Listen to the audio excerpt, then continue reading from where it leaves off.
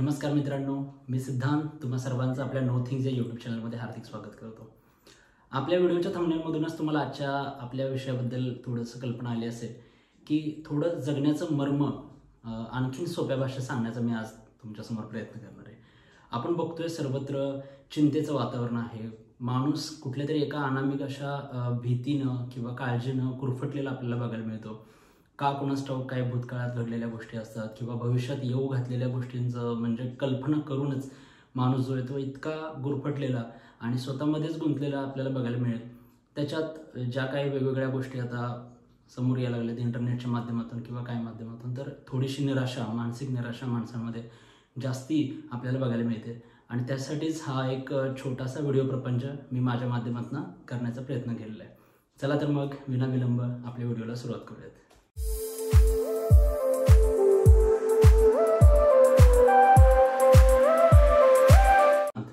मी गेली 10 वर्ष झाले क्लासेसच्या माध्यमातून विविध स्तरातील मुलांचा अभ्यास करतोय।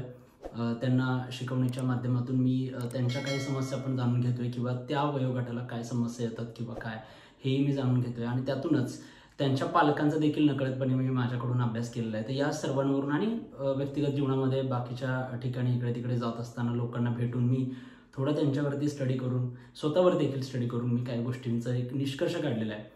त्यातच मला माझ्या अमूल्य अशा मित्रांनी म्हणजेच पुस्तकांनी खूप सारी मदत केलेली आहे की कुठल्याही अशा चिंतेतून कुठल्याही अशा काळजीतून कशा पद्धतीने बाहेर पडलं पाहिजे। तर आजचा हा व्हिडिओ त्यासाठीच आहे। जसं की मी तुम्हाला आयुष्य जगण्याचं एक काही 7 मूलमंत्र देणार आहे, 7 नियम देणार आहे। ते माझ्या परीने मी बनवलेले आहेत। त्यामुळे एक ते म्हणतात हिंदीमध्ये की छोटा मुंह बडी बात वगैरे असं काहीतरी व्हावं। पण जर तुम्हाला ते नक्कीच आवडलं तर तुम्ही इतरांना देखील ते शेअर करू शकता।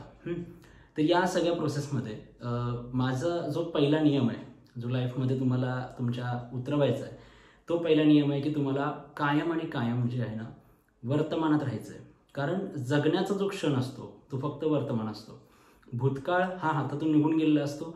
काही गोष्टी घडल्या, चुकीच्या घडल्या, चूक झाली, बरोबर असतील किंवा काय तुम्ही जे काय केलं, आनंद व्यक्त केला असेल, दुःख व्यक्त केलं असेल किंवा आणखीन काय तुमच्या पदरी निराशा पडली असेल किंवा बरंच काय झालं असेल, तर ते सगळं तिथल्या तिथे सोडून तुम्हाला आजच्यावरती फोकस करायचं आहे।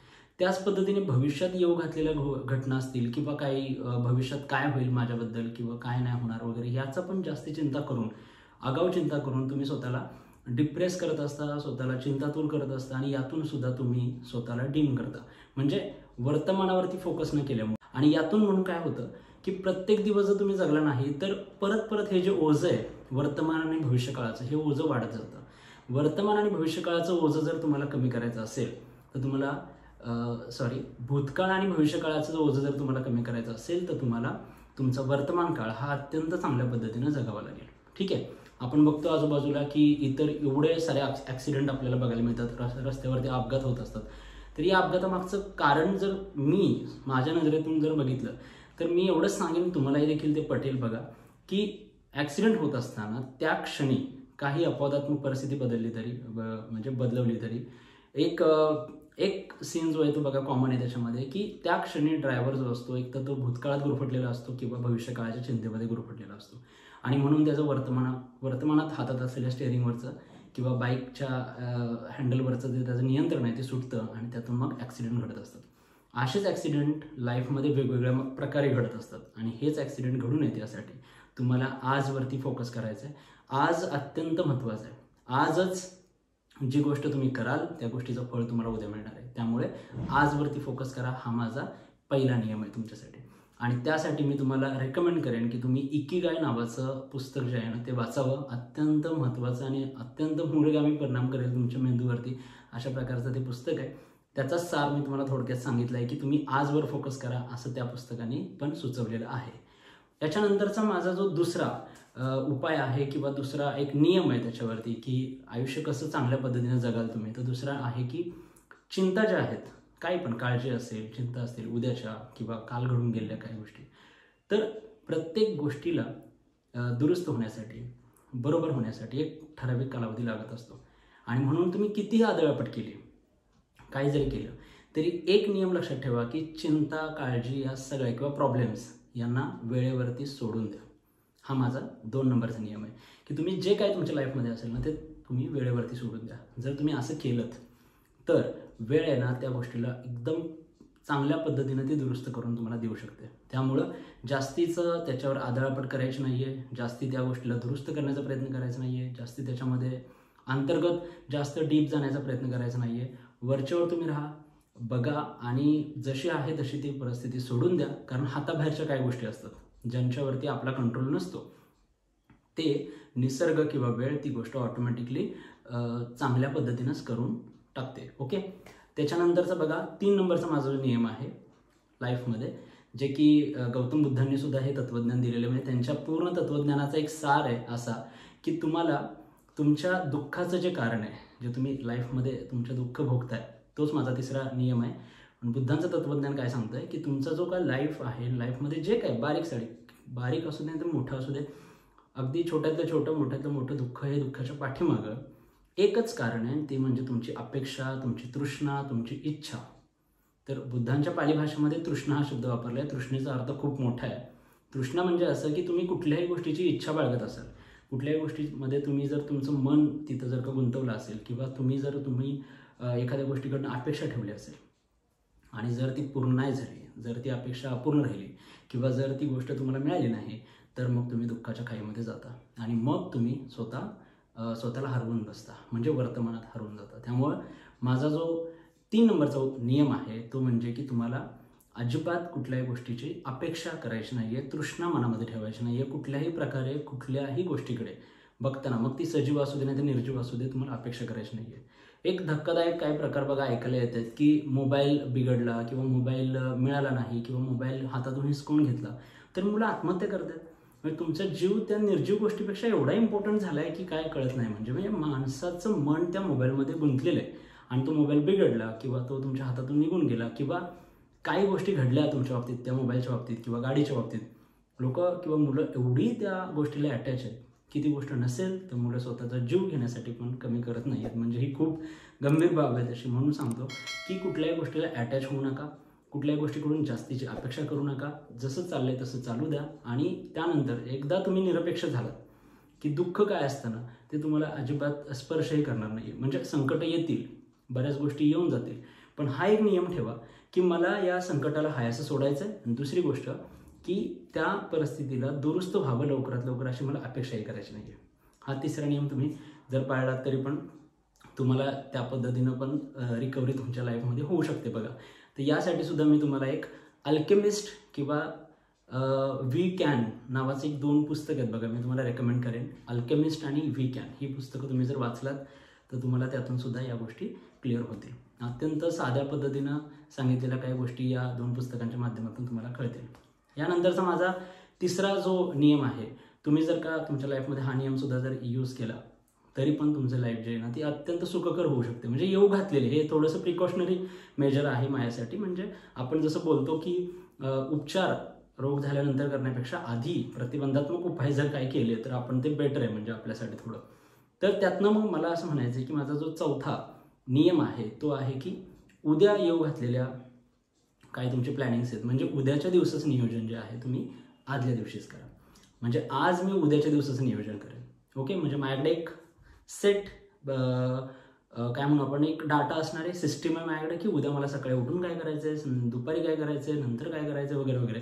हे सगळं जर माझ्याकडे एकदम सेट फॉर्मॅटमध्ये असेल तर मी उद्याचा दिवस एकदम बिझी आणि मला माहिती आहे की मला काय करायचं. म्हणजे मी वेळ पकडून ठेवली आहे. तर ही वेळ तुम्ही पकडून ठेवा. जो टाईमपास होतो आपल्याकडून किंवा वेळ निघून गेल्यानंतरचा जो पश्चाताप होतो, या गोष्टींपासून तुम्हाला पूर्णपणे सुटका मिळेल जर तुम्ही उद्याचं प्लॅनिंग आज केलं तर. आणि हे सुद्धा खूप छान पद्धतीनं तुम्हाला सांगतोय की ईट दॅट फ्रॉग नावाचं एक पुस्तक आहे बघा, त्याच्यामध्ये तुम्हाला प्रायोरिटीज कळतील. म्हणजे तुमच्या स्वतःच्या लाईफमध्ये उद्याची तुम्ही कामांची लिस्ट काढणार की उद्या मला काय करायचं आहे, तर त्याच्यामध्ये तुम्ही प्रायोरिटीज बेसिसवरती तुम्ही लिस्ट काढू शकता. म्हणजे तुमचं पहिलं कुठलं काम करायचं आहे, महत्त्वाची कामं कुठले कुठले आहेत ती पहिल्यांदा घ्या. हे तुम्हाला बघा ईट दॅट फ्रॉग नावाच्या पुस्तकामध्ये तुम्हाला ते बघायला मिळेल. त्याच्यानंतरचा पुढचा जो नियम आहे माझा, तो नियमसुद्धा अत्यंत महत्त्वाचा असा आहे की तुम्हाला काय करायचं आहे की डिमोटिवेशन कोणाला येत नाही आहे. डिमोटिवेशन सर्वांना येतं. अगदी जे मोटिवेट करणारे जे स्पीकर्स असतात ते सुद्धा कधी ना कधीतरी लाईफमध्ये डिमोटिवेट होत असतील किंवा होणारच. हा ह्युमन नेचरचा भाग आहे, ह्युमन आपण म्हणू की माइंडसेटचा भाग आहे की डिमोटिवेशन येत राहतं. काय गोष्टी होतात, काय होत नाहीत, मग डिमोटिवेशन येतं. तर याच्यावरती एक जालीम उपाय माझ्याकडे आहे बघा, आणि तो उपाय असा आहे की तुम्ही स्वतःला स्वयंप्रेरणा द्या, सेल्फ मोटिवेटेड व्हा. कोणी तिसऱ्या व्यक्तीनं तुम्हाला मोटिवेट करायची गरज नाही आहे. जसं की तुम्ही जेवल्यानंतरच तुमच्या अंगी लागणार आहे, तुम्ही व्यायाम केल्यानंतरच तुमचं शरीर बलदंड होणार आहे, तुम्ही वाचल्यानंतरच तुमचं मस्तिष्क चांगल्या रीतीनं वाढणार आहे. याच नियमाप्रमाणे तुम्ही जर डिमोटिवेट असाल, तुम्ही जर प्रॉब्लेममध्ये असाल, तर सोल्युशन तुम्हीच आहात, तुम्हालाच काहीतरी करावं लागेल. मग तुम्हाला इथे काय करायचं आहे, सेल्फ मोटिवेट कसं करणार? एकदम साधं आहे बघा.